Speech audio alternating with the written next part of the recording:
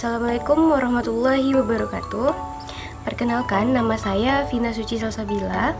Saya dari program Studi Ekonomi Syariah dan jurusan Syariah dan Ekonomi Islam.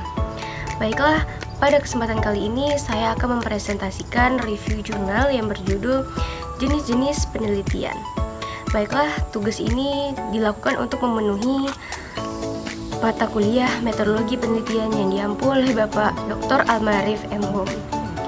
Baiklah, langsung saja saya akan lanjut ke hasil penelitian.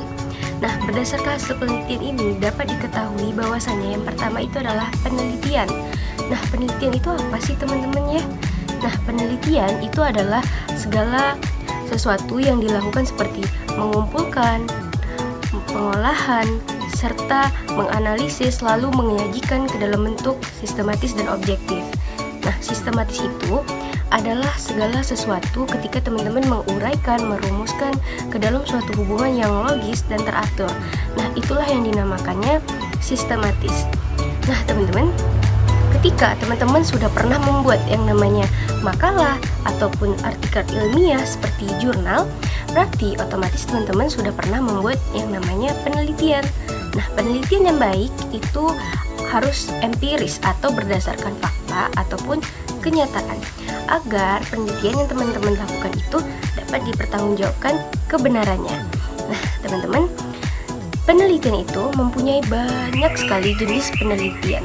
Nah, di antara jenis-jenis penelitian, di sini saya akan menjelaskan 5 di antara jenis-jenis penelitian tersebut. Nah, yang pertama itu adalah penelitian eksperimen. Nah, penelitian eksperimen itu adalah yang dilakukan untuk mencari tahu sebab dan akibat. Nah, penelitian eksperimen ini adalah untuk mencari tahu antara pengaruh variabel yang satu dengan variabel yang lainnya. Nah, di sini kita ingin mencari pengaruhnya, teman-teman. Nah, sebenarnya contoh dari penelitian eksperimen ini apa sih, teman-teman? Nah, agar teman-teman lebih paham, di sini saya akan memberikan contoh dari penelitian eksperimen. Nah, contoh dari penelitian eksperimen itu seperti di dalam bidang pendidikan bertujuan untuk menilai dan membuktikan kebenaran program pembelajaran dengan metode one day one ayat. Apakah teman-teman semua pernah di sekolahnya ada metode one day one ayat? Nah, di sini saya ingin mencari tahu pengaruh antara metode pembelajaran metode one day one ayat dengan penghafalan ayat Al-Quran pada sekelompok pelajar. Apakah memang metode one day one ayat ini berpengaruh terhadap penghafalan ayat Al-Quran pada sekelompok pelajar tersebut? Nah, di sini saya ingin mencari tahu apakah metode ini mempunyai pengaruh ataukah tidak. Nah, seperti itu teman-teman, contoh dari penelitian eksperimen ini. Baik, saya akan lanjut ke penelitian yang kedua, itu adalah penelitian studi kasus. Nah, studi kasus, mungkin teman-teman sudah familiar dengan studi kasus mungkin ketika teman-teman pernah membuat yang namanya jurnal atau pernah melihat skripsi. Nah, itu pasti di belakangnya terdapat misalnya seperti di dalam skripsi itu di belakangnya studi kasus di kota ini, di pasar tepatnya di sini. Nah, seperti itu. Nah, untuk lengkapnya untuk penelitian studi kasus itu apa? Nah, begini teman-teman. Penelitian studi kasus itu adalah penelitian yang dilakukan dengan metode yang ditujukan untuk menyelidiki, memeriksa fenomena ataupun peristiwa yang terjadi pada saat itu. Dan ketika fenomena tersebut yang sifatnya itu samar-samar ataupun tidak jelas, teman-teman. Nah, maka dari itu, itulah yang dimaksud dengan penelitian studi kasus. Nah, untuk contohnya, teman-teman, agar teman-teman lebih paham lagi, contohnya itu seperti ini, teman-teman. Misalnya, saya ingin membuat suatu jurnal yang berjudul Implementasi Dana Zakat dalam Mengatasi Kesenjangan Sosial, Studi Kasus Basnas Bengkalis. Di sini saya ingin mengetahui apakah dana zakat ini mengatasi kesenjangan sosial pada masyarakat.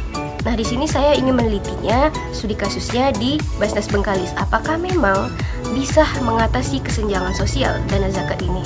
Nah, begitu contoh dari penelitian studi kasus, teman-teman. Baiklah teman-teman, berikutnya adalah penelitian yang ketiga, yaitu penelitian etnografi. Nah teman-teman, sebenarnya apa sih itu penelitian etnografi? Nah, perlu teman-teman ketahui, penelitian etnografi itu adalah penelitian yang berfokus pada topik mengenai kebiasaan dan kebudayaan yang berkembang dan diimplementasikan pada kelompok etnik tertentu, teman-teman. Nah, untuk pengumpulan datanya di sini penelitian etnografi menggunakan cara etnografer. Nah, etnografer itu apa ya? Etnografer itu adalah ketika teman-teman melakukan penelitian tersebut tidak hanya mengamati nih teman-teman, tetapi teman-teman juga harus ikut berbaur dengan kelompok yang akan teman-teman teliti. Atau secara bahasanya itu teman-teman akan terjun langsung ke lapangan. Lalu untuk contohnya itu bagaimana ya sekiranya? Nah, contohnya itu seperti ini teman-teman. Misalnya dalam pemasaran. Di sini penelitian etnografi digunakan untuk meneliti bagaimana perilaku konsumen dan preferensi konsumen. Misalnya, untuk konsumen yang kelompok ini mempunyai selera yang begini dalam membeli suatu produk.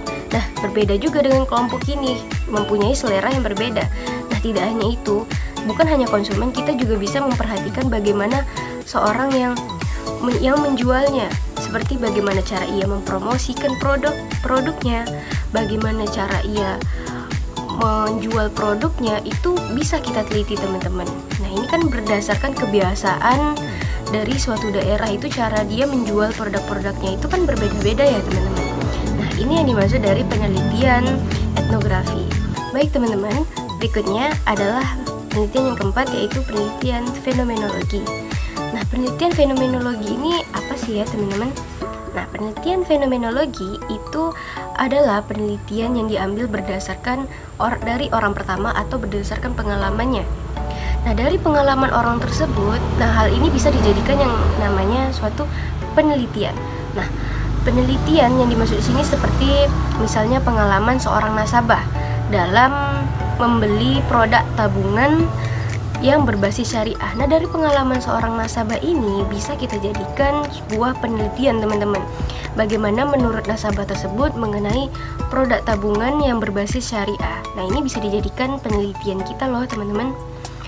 Nah, berikutnya saya akan lanjut ke penelitian yang terakhir, itu adalah grounded theory. Nah, teman-teman, penelitian grounded theory ini adalah penelitian yang dimana memunculkan teori-teori baru dari data yang dikumpulkan.